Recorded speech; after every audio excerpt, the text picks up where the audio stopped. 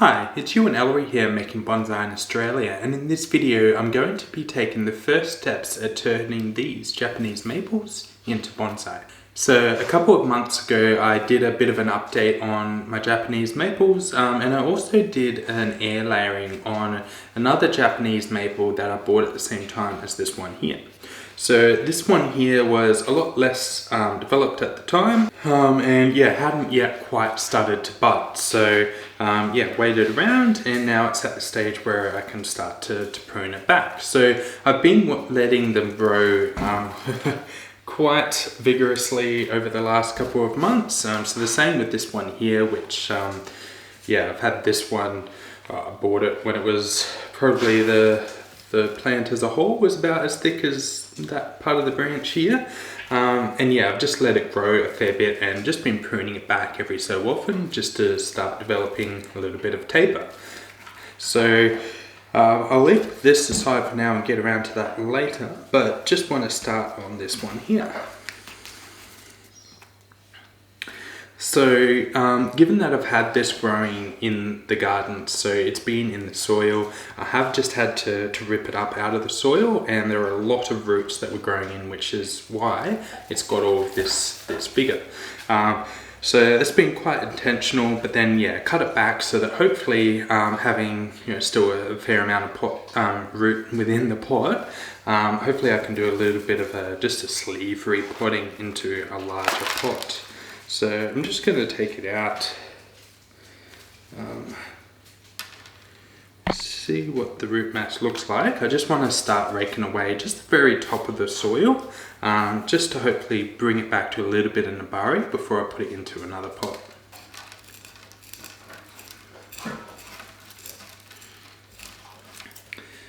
And just pruning off a couple of much smaller roots. They're just sticking up a little bit above the rest of the root line. And there's not really any significant large roots there, so I'm just going to leave all of that and cover it back up again. Just pruning cut back the edges just so they're not all, just so they can grow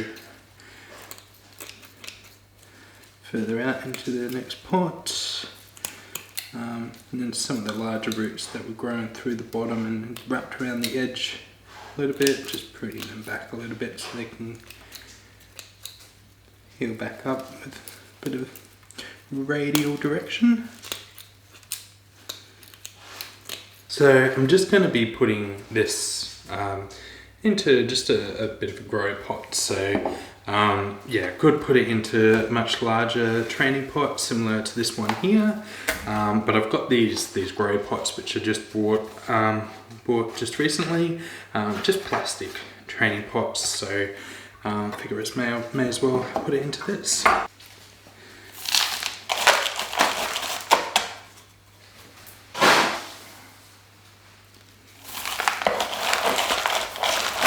So I might actually have about there as the front, just because you can see a good degree of movement in the main trunk line from that angle. Works a little bit better with the root base as well, so I'm just kind of twisted it around because that's a very different front angle from what was planted in previously.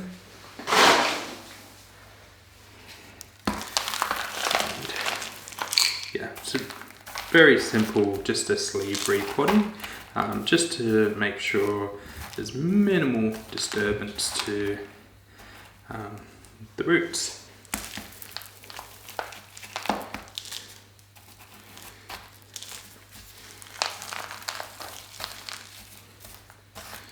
So because I haven't really disturbed that root ball at all, don't really need to worry too much. I know there's no air pockets in it, just pushing it in. But yeah, there won't be any air pockets. So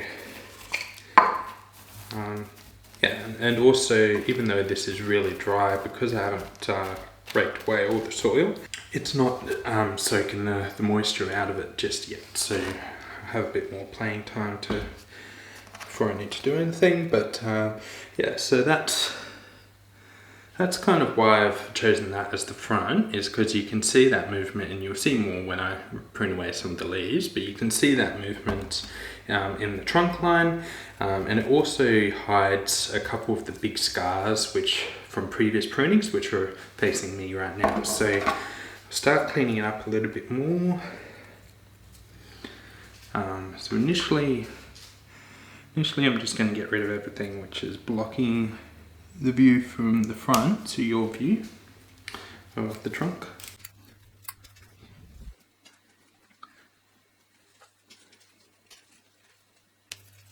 Now I kind of do want to leave a fair bit of growth here, just so that you know, I'm not pruning back all of the leaves. I've kept a fair bit of the root base, so I just want to leave a fair bit so that it can still get bigger, get a lot of energy in through the leaves that are remaining, and then continue to grow through the rest of summer and August. So do a bit of pruning, but nothing too drastic just yet. So I'll just clean back the spot where I previously pruned back the leader, which is, yeah, so that last leader, when I pruned it back, that was how thick it was. So you can see how much I've let this grow. So this big branch coming out the side here, typically get a lot more vigor in the branches that are you know, higher up on the trees. So I want to leave a little bit of vigor coming into that, but not too much. So I might just, wasn't sure as to whether I'd leave it up here just to get a lot more vigor, but I think I'll prune it back here. I'll end up pruning it back shorter with time, I'm sure, as well, but at least to here, so hopefully I'll get some better directional branches for the side branch along there. And yeah, might even bud back further back with better direction, but we'll see. This one here, probably prune it to a similar length, so just above where there's a couple of leaves for new buds to come out. This branch there, I think I'll leave both of those just to let these bud back and yeah, give me options in future. I've kind of got two options now where it comes to the leader. So I could go with the branch which is from that front view looks slightly closer into the center, and it's also coming out towards you, or I could go for this branch here, which just in terms of the way the general kind of tree stands, it's a lot more vertical, but then if I went with keeping this as the leader, I'd also have the advantage of having another scar being hidden at the back. However, given, yeah, I think it just generally, if I go with the branch that's sticking out towards you, it just sticks out forward a little bit too far. Just, yeah, it doesn't fit with the overall kind of semi-formal upright structure of this tree. So I might just prune that one back.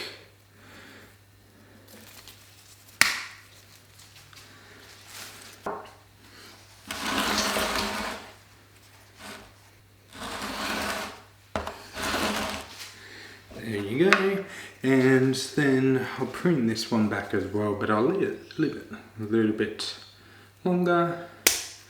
So yeah, so hopefully we'll get some nice budding back on that, but for now, just leaving this as is. So I'll give this a bit of a prune, put it to the side, and move on to the next one. Sorry, I've already given it a prune, haven't I? Give it a bit of water, and then I'll put it to the side. Again, I'm just going to do a similar thing to start with this one. So I'm just going to, so there's a couple roots you can see there kind of coming off to the side at the top of that root ball. I just want to see if there's, you know, what other kind of root system we're dealing with. Right, so again, just yeah, raking out some of the roots on the edge, just so it's not all, you know, packed in where it was up against the edge of the pot, so it's easier for it to grow into the soil when I sleeve repot it. Just pruning back some of those edges so it's not all curling around.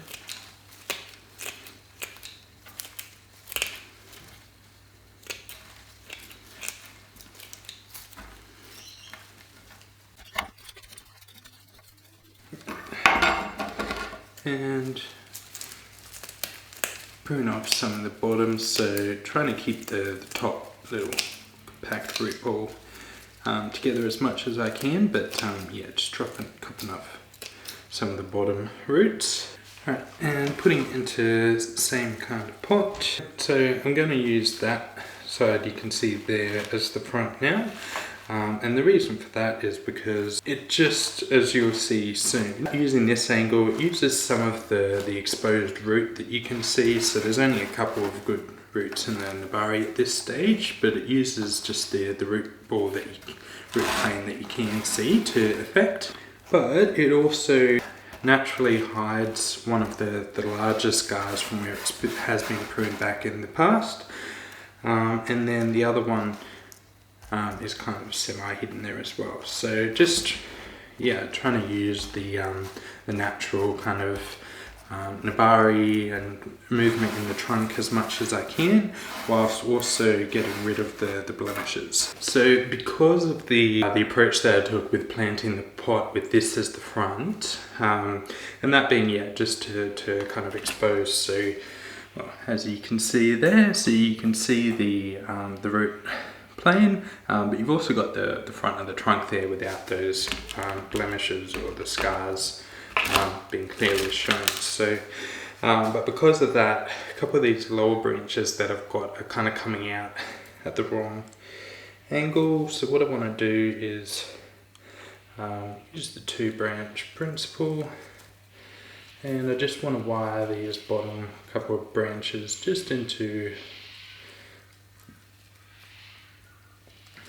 better kind of shape. So look, I know I'm wiring in front of the trunk now, which is not ideal, but I'm just trying to anchor this effectively because this top branch is a lot thinner than the opposite one. So all I'm doing with this branch, no fancy wiring on this one whatsoever because it is so thin. So I'm just using coil, just coiling the wire around, so very loose. But that's just so that I don't, you know, it doesn't need to be in a set position. I'm just trying to pull it down a little bit so it's a little bit more horizontal. I'm wiring those really thin branches too closely. You can end up snapping them, so no fancy wiring job here, just to pull the branches around into the general kind of direction I want them. So yeah, moving those branches around so they're flaring out a little bit more horizontally and sideways, so they're not pointing straight up, because this one here was just coming straight backwards. So now that I've wired those down, I'm just going to prune that to there. Just want to prune back to there. Right, so this little branch here, that's fine. I'll let that grow. This branch here, which is coming straight out towards the viewer. So I could wire this out. Don't have another branch to wire it to. I could wire it out to the side so that I, you know, to fill this pocket, because this is blank at the moment, there's nothing there. But I'm sure I'll get a bud out in this kind of area at some point. It's not really thick enough for me to be wiring this, and it is right at the front of the tree, so to be coming out in a weird position if I do use that as a branch in future, so get rid of that.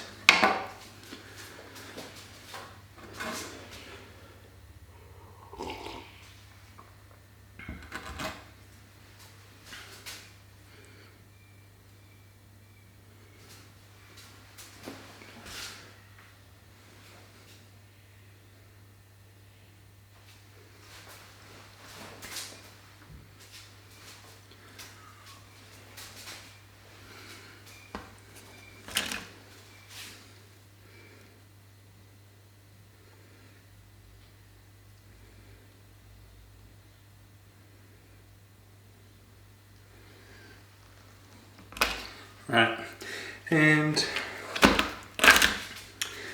Now that I've pruned that back and trying to get it into general kind of profile, and we've got this big thick branch which kind of runs up a fair bit too far in my opinion, and I want to keep a lot more taper lower down, so I'm going to prune this one off. So just a little bit above, given that that was the main leader, just a bit above this other branch just below here, just so that there's less chance of it dying back and losing this now leader. And I don't think I need to bother too much about wiring these, the new kind of leaders into position. So just pruning them back to where they can bud back. And pruning it back to these two leaves here. This leaf here should hopefully get a bud coming back into kind of the position I want anyway. So, so there's my second one done for now. Just starting to get the taper that I want developed over time, and starting to put some of the branches that I'll use into the right kind of positions for future purpose. So I'll put this aside, and so I've got a shit ton of cuttings here that I can start to propagate as well. Okay, so here's the first work on my 2 new Japanese maple bonsai. So look, if you have enjoyed this video or taken something from it, please hit that like button and subscribe to my channel so that you're notified with my future videos as I release them. But look, thanks for your time today. Enjoy. Bye.